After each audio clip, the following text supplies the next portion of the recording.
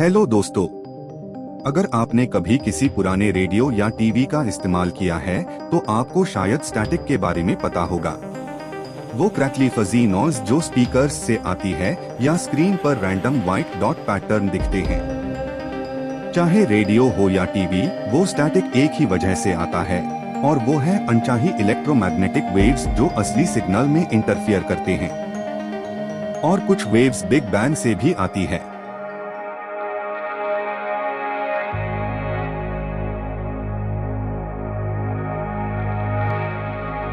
TV और radio antennas broadcasting tower से electromagnetic waves, खासकर रेडियो वेव्स के जरिए इंफॉर्मेशन रिसीव करते हैं। लेकिन हवा में और भी वेव्स होती है जो एक्सीडेंटली रास्ते में आ जाती है, जैसे कि बिजली या तूफान जो बड़े bursts of radio waves release करते हैं और ये वेव्स सिग्नल के साथ इंटरफियर करते हैं। इस इंटरफेरेंस की वजह से आपका डिवाइस असली वेव के साथ स्लाइटली ऑफसेट वेव रिसीव करता है। ये मेस्ड अप सिग्नल्स किसी रैंडम साउंड या पिक्सल से कोरेस्पॉन्ड करेगा, इसीलिए आप रैंडम नॉइज सुनते हैं या छोटी सी ग्लिच देखते हैं। और जब बिजली या तूफान नहीं होता तब भी आपको कुछ नॉइज दूसरे सोर्सेज से मिलता है, जैसे कि दूसरे इलेक्ट्रॉनिक्स से निकलने वाली रेडिएशन या सूरज से निकलने वाली रेडिएशन। आप बिग बैंग के बाद बचे रेडिएशन को भी रिसीव करते हैं, जिसे कॉस्मिक माइक्रोवेव बैकग्राउंड रेडिएशन कहते हैं। पुराने दिनों में अगर आपने अपने टीवी को ब्रॉडकास्टिंग चैनल्स के बीच ट्यून किया था तो आपको रेडिएशन के और सोर्सेज का भी पता चलता था, जो रैंडम नॉइज और स्क्रीन पर चेंजिंग पिक्सेल्स क्रिएट करते थे।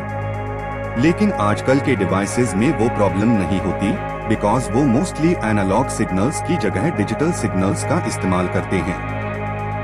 डिजिटल सिग्नल्स इलेक्ट्रोमैग्नेटिक वेव में अधिक इंफॉर्मेशन स्टोर करते हैं, लेकिन वो सिर्फ कुछ डिस्क्रीट वैल्यूज इस्तेमाल करते हैं।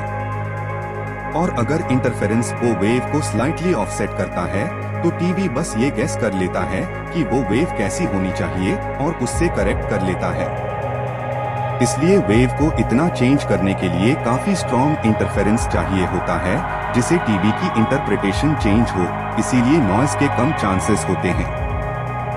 ज्यादातर जगह पे डिजिटल टीवी सिग्नल्स ने दुनिया भर में एनालॉग के स्थान पर कब्जा कर लिया है, लेकिन एनालॉग रेडियो अब भी कई जगहों पर इस्तेमाल किया जाता है, जैसे कि शायद आपके कार में भी। तो अगर आपके पास एनालॉग रेडियो है और कभी कभी क्रैकली हो जाता है तो बस याद रखिए कि आप lightning storms and the majesty of our sun और हमारी यूनिवर्स की शुरुआत की एक छोटी सी झलक पा रहे हैं।